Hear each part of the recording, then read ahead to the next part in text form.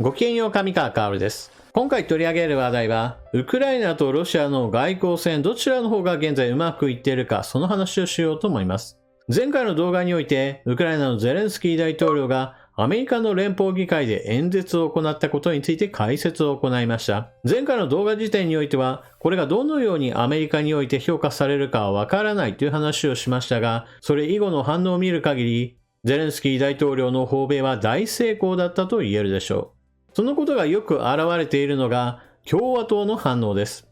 アメリカの議会においては民主党、共和党この二大政党が政権を争っており、現在政権を握っている側の民主党の大統領、バイデン大統領に対して共和党は盛り返しを図っています。その一つの政策の中には、ウクライナに対する多大な支援は行き過ぎだという考えがあり、ウクライナに対する支援を予算の段階である程度抑制すべきだという政治的な動きがあります。今回ゼレンスキー大統領が連邦議会で演説する際にも、共和党の議員7名が演説に対して立ち上がっての拍手を当初は拒否していたことが報じられています。ただし、この話には少し続きがあって、演説が進むたびにある程度の節目に来ると、議員たちは立ち上がって拍手、その後また席について演説の続きを聞く、そのようにして何回かにわたって拍手を行い着席するというのを繰り返したのです。それらを繰り返していくうちに、当初は立ち上がって拍手していなかった共和党の議員たちも最後の方には他の議員と同様に立ち上がってゼレンスキー大統領の演説に対して拍手を行ったというのです。また、来年からは議会構成が変わり、共和党の院内総務が下院議長になる予定です。この人物もウクライナに対する支援では物申すということを以前から言っていたのですが、今回の演説に際しては当初から立ち上がっての拍手をしており、極端な反対派ではないという姿勢を示しています。ゼレンスキー大統領が目の前にいて演説しているからこその反応かもしれませんが、少なくとも徹底的な拒否を行っていくというような強硬的な姿勢ではなかったというのはかなり前向きに捉えることができるはずです。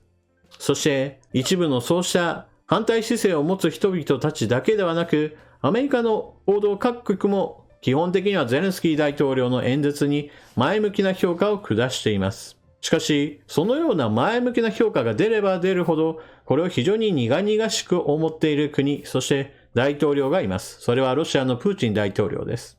プーチン大統領はゼレンスキー大統領の訪米に関して一貫して批判的な声明を出し続けています。まず第一に、ゼレンスキー大統領が訪米することによって、アメリカは支援疲れもあって、もうこれ以上戦争を長引かせるんじゃないというような、いわば停戦を促すようなことを言うのではないか、そのような希望がプーチン大統領にはあったはずです。もちろんそのような水面下での話し合いは行われた可能性が十分ありますが、表立った話としてそのような話は一切出ずに、アメリカは今後も継続して軍事支援や経済支援、人道支援を行うことを表明し、これまで供与していなかった防空システムパトリオットミサイルシステムの提供を発表しました。少なくとも表立った政治的な動きとしては、プーチン大統領にとっては全く望ましくない結果となっているわけです。ですからプーチン大統領はパトリオットミサイルについて早速批判をしています。パトリオットは古い兵器である。ソ連時代に開発した S300 防空システムよりも役に立たないものだといったような話をしています。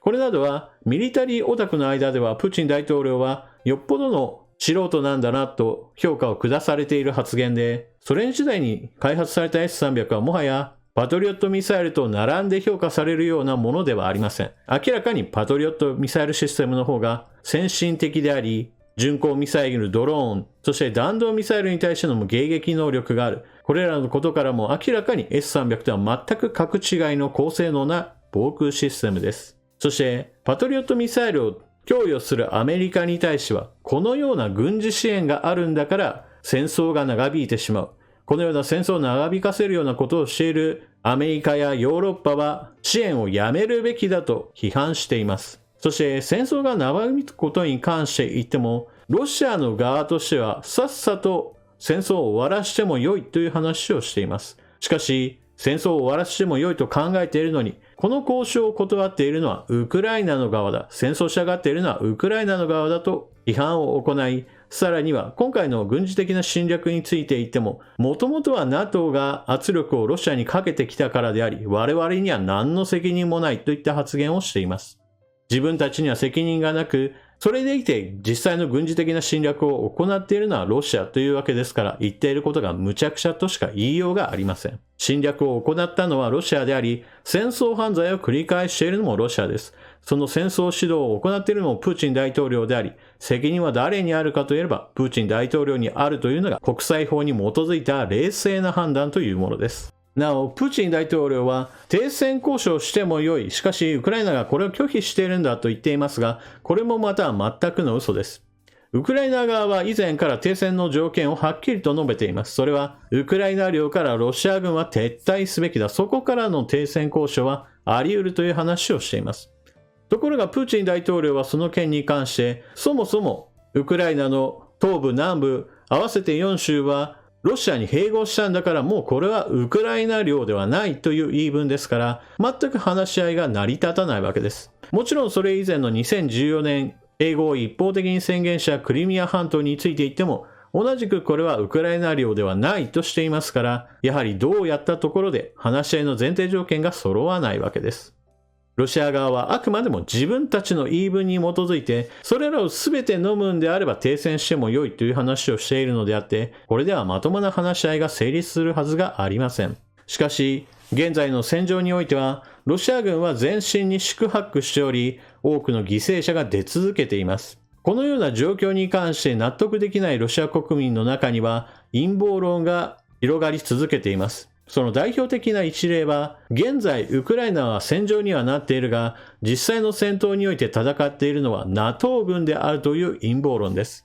このような陰謀論が広がっている背景には、ロシアにとってみればウクライナははるかに格下の相手であり、このような格下の相手に対してなぜ我々はさっさと戦争を終わらせることができないんだ、大勝利することができないんだという現実を直視したくない気持ちがあります。ですから、実際の戦闘はウクライナ軍としているにもかかわらず、これはウクライナ軍ではない。これは NATO 軍がウクライナ軍のふりをしているだけであり、だからこそ我々ロシアとしてはなかなか勝てないのだといったような陰謀論がまことしやかに信じられてしまうというわけです。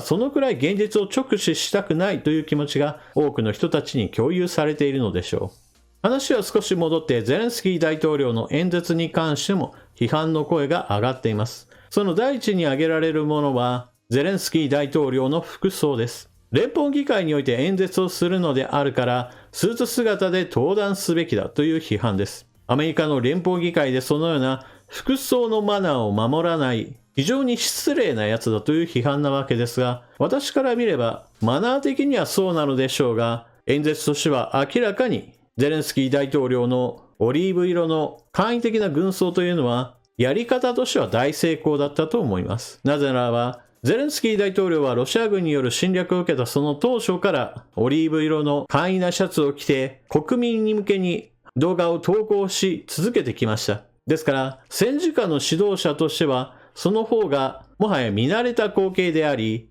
アメリカの連邦議会だからといってスーツ姿になっている方がかえって不自然にすら思えるのです。そして前回の動画で私はゼレンスキー大統領はチャーチル首相に例えられることがあるという話をしました。これに関連しての話をしておきましょう。第二次世界大戦当時、チャーチル首相はドイツとの戦いに苦しんでいました。この戦いに勝つためにはアメリカの参戦が欠かせないと考えていました。そして1941年、チャーチル首相は今回のゼレンスキー大統領と同じくアメリカの連邦議会で支援を求める演説を行っています。その時、アメリカのホワイトハウスに訪れた時のチャーチル首相の姿は、スーツ姿ではありませんでした。サイレンスーツと呼ばれる、防空壕に避難する時のための服装をしていました。サイレンスーツのサイレンというのは、空襲警報で鳴らされるサイレンです。防空壕に避難する時の格好ですから、決して正装とは呼べないものです。